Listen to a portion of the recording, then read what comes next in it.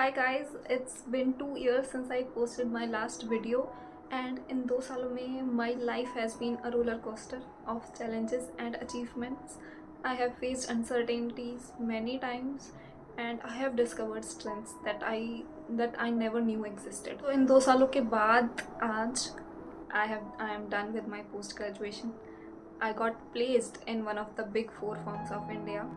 I gained experience of the corporate sector and now I have entered into the government services. So कैसे हुआ क्या हुआ पूरे 2 सालों की कहानी we will discuss in this video, so stay tuned till the very end. So starting with my introduction, my name is Shatakshi Rajput, the face behind this channel, her secret quest, which is no longer a secret.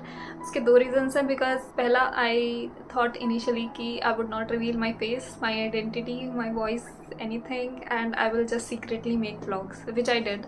Also, I was a camera shy person, but now I thought कि it's time to face the fears. Move on करते हैं अपनी video की तरफ. इस 2 साल की पूरी जर्नी को मैं आपको बताऊंगी इस वीडियो में, मैंने क्यों, क्या, कब, कैसे किया. So during my last video, I was done with my graduation, which was a BSc Honours in Mathematics from Delhi University. उसके बाद मैंने सोचा कि I will prepare for UPSC now, but considering the uncertainties regarding the UPSC exam, I decided to go for MSc Mathematics from DU as a backup. So I filled the form and I got admission in Delhi University and my session started from December 2021.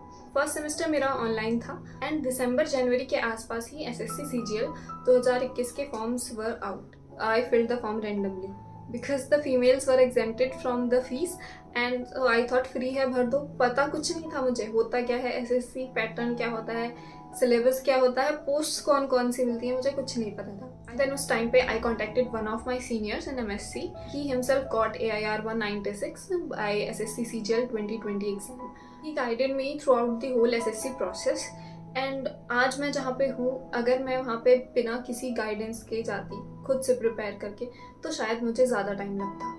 क्यों? क्योंकि proper guidance बहुत बहुत ज़्यादा ज़रूरी है किसी भी exam के लिए. So I started with my preparation in Feb and the Tier 1 ऑफ SSC was scheduled in April. So February and March मेरे पास सिर्फ 2 महीने थे प्रिपेयर करने के लिए and I was starting from scratch. मुझे नहीं पता था SSC के बारे में कुछ भी.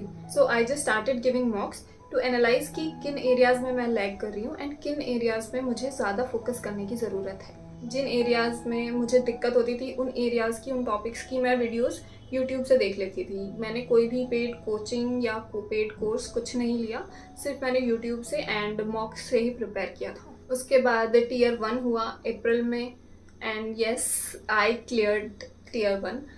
मेरा रो स्कोर था 142 which was normalized to 152. तो it was a decent score, not very good and not very bad also considering the amount of time I dedicated to the preparation.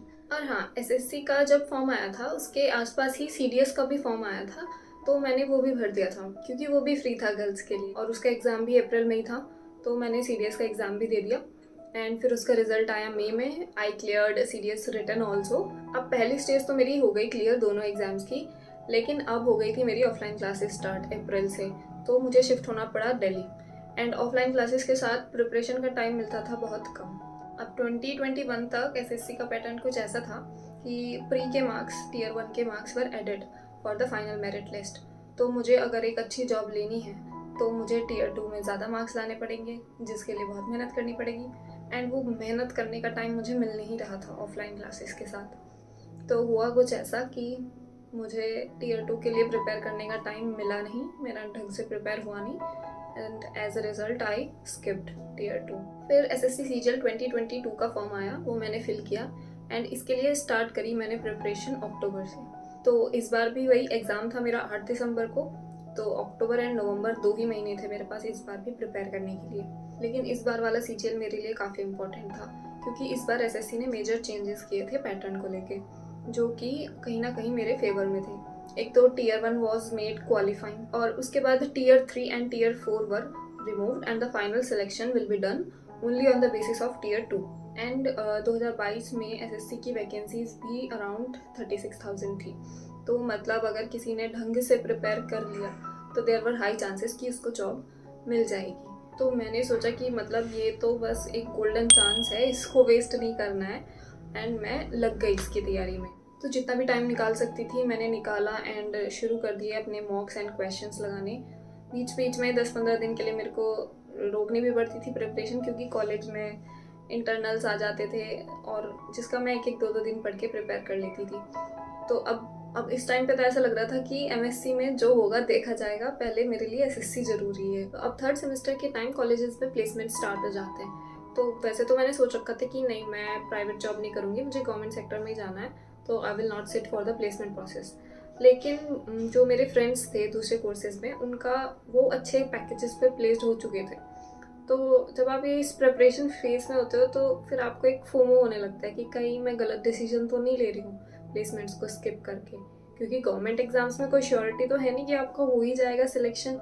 ना ही मेरी उस लेवल की प्रिपरेशन चल रही थी कि भाई मैं 6-7 महीने से लगी पड़ी हूँ, फुल टाइम प्रिपेयर कर रही हूँ। तो मुझे एक बहुत ज़्यादा एंग्जाइटी होने लगी थी। तो फिर मेरे फ्रेंड्स ने मेरे को बोला कि तू स्किप मत कर, एंड जो भी कंपनीज आए एटलीस्ट रजिस्टर कर दो उनके लिए। तो फिर जो पहली कंपनी आई वो थी डिलॉइट, तो मैंने उसमें रजिस्टर किया।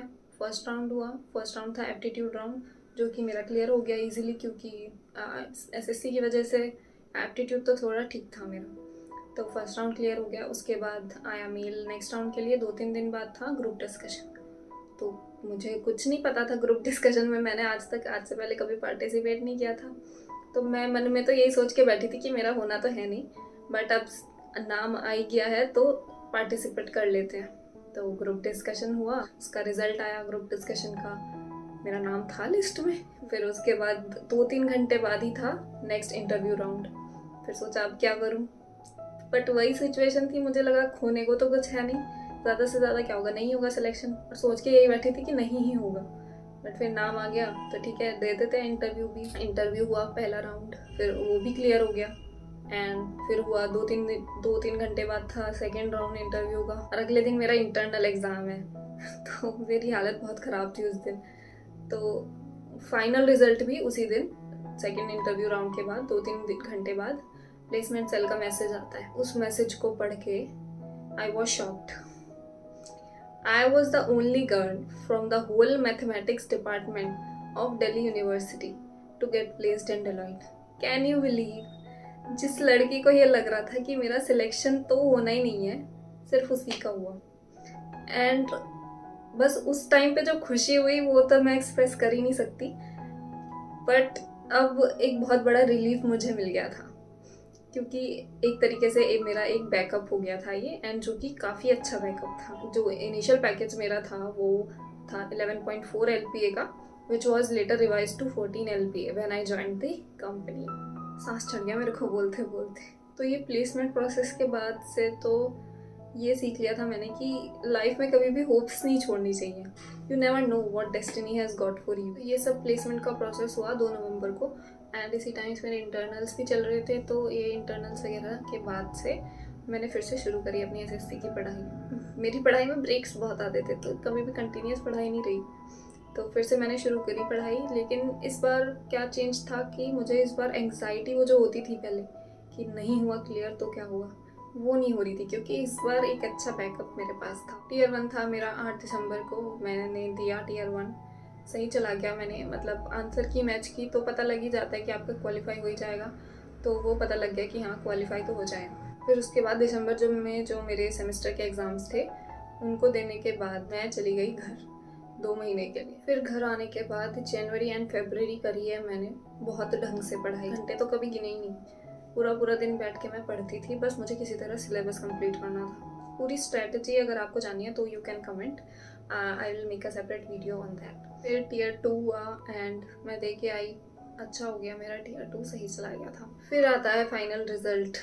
रात को 11 बजे आया रिजल्ट, मैंने खोली PDF शताक्षी राजपूत, मैंने डाला, सर्च किया, yes it was there, I made it to the final list, what a relief।